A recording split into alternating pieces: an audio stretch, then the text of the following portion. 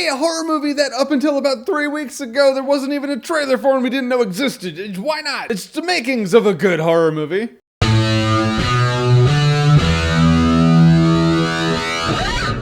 Rings. Because if Aliens taught us anything, if you want to make a sequel, just take the title of the original, make it plural.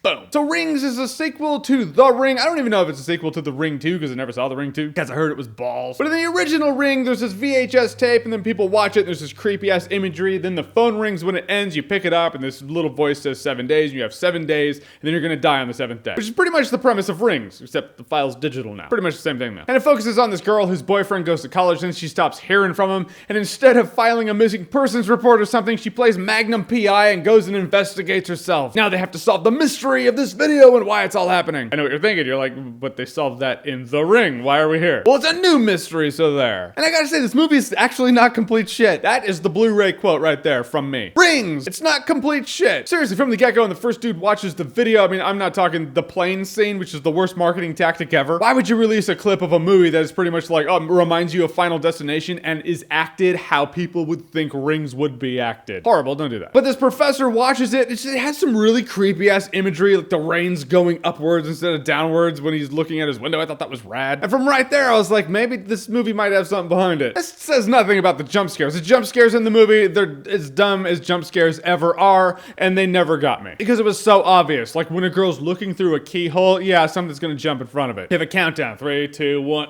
Jump scare. Yeah, I know, it didn't get me. That's not me bitching about the fact that I didn't jump during the jump scares. That's me bitching about the fact that jump scares are even in it and why I have them. But it's not really about the jump scares. It's not really about people watching the video and dying. The movie's actually, to its core, a mystery. They have to solve this mystery of why this all happened and where it came from, what's making the entity do it. And there are clues in the video and they have to chase the breadcrumbs and solve it. I thought that was actually pretty neat. So many times I give horror movies shit because it's like, it's just a gore fest or it's a jump scare fest. This movie actually committed to the prospect and idea of forming a mystery around the ghost, and I thought that was pretty neat. That doesn't mean the execution's always great. No, the movie's actually quite boring in many scenes. Yeah, if you're gonna have a mystery, you have to have great acting, a great antagonist, tone, atmosphere, which this movie does have tone and atmosphere in scenes, but just not always. It's a teenage movie trying to play with the grown-ups, trying to leave the little kid's table of the milk and come over to the champagne. It's not quite there yet. But the movie is a bit too long for its own good. I don't even know if the movie is a full 2 hours long. It's probably an hour and a half fest, just like any rated PG-13 horror movie is. However, it just didn't always seem that way because the movie dragged on in many scenes of uninteresting things happening in an uninteresting ass town with uninteresting ass people. And the end of the movie is stupid. I just thought it was dumb. It didn't make any sense per the world they built up and built around the whole thing, and